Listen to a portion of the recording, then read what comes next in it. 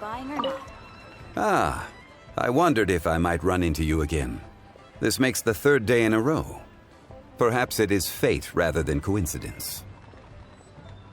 Yes. After our conversation yesterday, I thought I might visit the book house and see what constitutes popular literature these days. Indeed. Traveler, do you know anything of the origins of books in Liyue? First, people ground wood into pulp to make paper.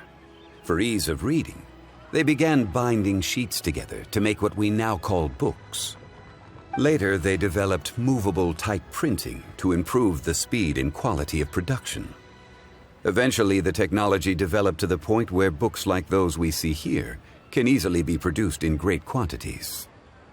There has been a proliferation of literary genres and works since that time. Traveler, is there any book from Liyue that has made a particularly strong impression on you? Oh, so you've read it too.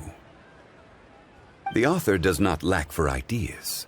Sometimes they move in strange directions, and even I cannot claim to fully understand their meaning. But it makes for fresh and interesting reading material, a lot like reading somebody else's biography. Gods and adepti are far removed from the mortal experience.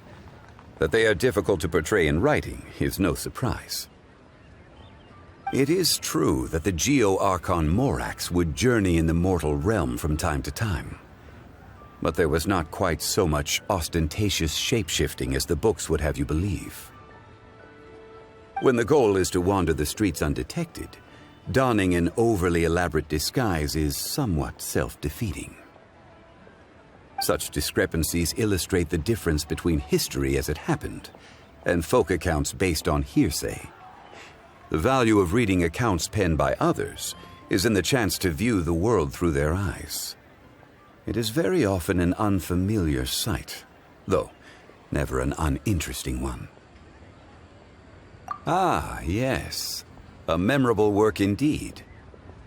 I have heard that this is an unpopular book due to its often impenetrable prose, and yet the yakshas described in it are real historical figures. They were loyal servants of Liyue. They lived through a bitter war and sacrificed much.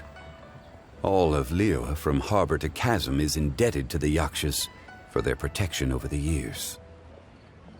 I believe you have seen one of these yakshas in the flesh. Yes. These days he often appears at Dihua Marsh.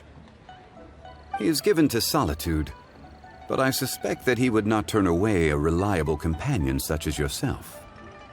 Should you happen to see him, please, pass on my season's greetings.